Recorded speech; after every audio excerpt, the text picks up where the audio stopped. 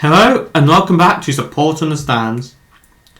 And sweet Jesus, that game between Man United and Liverpool was boring as all hell. I'm just going to get that out of the way. For two teams who are supposed to be Premier League contenders, they never really looked like it. I mean, yes, Liverpool had more shots, more possession, all over bells and whistles, but they never really looked like a team that was defending the Premier League title. And Man United, for a team that's supposed to be first place and he's at the wheel and he's gonna bring back the Fergie days, bloody hell, he looks so far off it. I mean, that is why I don't think either of them are gonna win the title. Mainly because, with Man U, their manager's Ole Gunnar Solskjaer, and need I say any more? No disrespect to him. Okay, nothing personal about it, but I just do not rate Solskjaer as a manager. I'll take my hat off and say well done. At the start of the season they were atrocious, and the fact that they got themselves up to first place by the time 18 games was on shows that Solskjaer's doing something right. But yes, they showed me they are not title contenders. And also for Liverpool, the thing with them is, for the team that's supposed to be defending their league title, they've dropped points in 9 games this season. That form ain't gonna win you the league. It may keep you in the top 4, but that's the best you can hope for. And that, in my opinion, is simply down to the fact that they have no confidence in their back line. Virgil van Dijk, since he got injured on the job, the defence just don't look as sturdy as they did. And I know that Liverpool supporters might count me saying, oh no, we are well and good without Van Dijk, we don't need him. We've got Fabinho, defensive midfielder, playing in that centre-back, for reasons, and Joe Gomez, and Joel Matip. And yet, why are you in this position then? Why are you in a position where you're 4th in the league, with 7 draws and 2 losses? Okay, up until towards the end of last season, when it was quite obvious your lads just either were A, were champions and they didn't care, or B, were completely off their head. Before that, you guys were eating wins like it was your bloody morning munchies.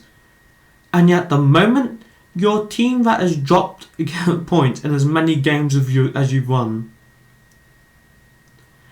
And that is why, that's why I bring myself to Man City.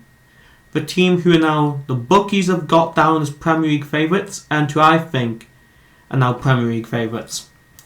Now don't get me wrong, at the start of the season, I wasn't impressed by them. I thought Nathan Ake just looked lacklustre, and I thought that the defence also looked quite fragile. But to Pep's credit, he's brought in Ruben Diaz, who sorted it out. John Stones is back in the team, and yesterday against Crystal Palace he scored 2 goals. So that shows that they've got goals from all over the park. The defence is a lot stronger now. Now I'm not going to jump ahead of myself and say that Ruben Diaz is the replacement for Vincent Kompany that they've been looking for. But I do believe, and as I've already said, he's definitely added something to that back line. And I do believe that in the midfield, they're the strongest team in the league at the minute, and going forward, they look fantastic. So now, we're in a situation that they're currently 2nd place, but they got games in hand over Manchester United. And the thing is, I can't see anyone beating them other than maybe Spurs, who I've been impressed with. Because Liverpool don't look like they could do it. Man U, I'm not impressed with them. Even though they did pick up a cup win over them, I don't think that's enough. And to be frank, I just can't see anyone who'll stop Man City. Chelsea at the minute, just honest to God, look like they'll be lucky if they can get a Europa League spot. And I know Roman Abramovich has been to this point patient with Frank Lampard, but history has shown us that there's something Roman Abramovich is known for. Patience is not it. In terms of Arsenal, they're honest to God looking like a mid-table club at the minute, and though they've hit a decent run of form, I don't exactly think this is a great turnaround for Mikel Arteta, who is now just going to go on an absolute monster run and start eating up trophies like a damn madman. I just think it's, pasting over the cracks. And in terms of Leicester, well, I do rate them as a team, and I think Brendan Rodgers is a fantastic manager, who I would take back in absolute second, but this is not a Celtic video. They don't have the depth, and they just do not have the Premier League quality to win it.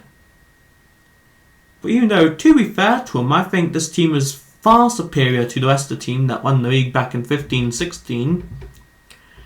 But since then, the league standards have improved, but not by this season, where it seems that every Tom, Dick and Harry is dropping points for nothing.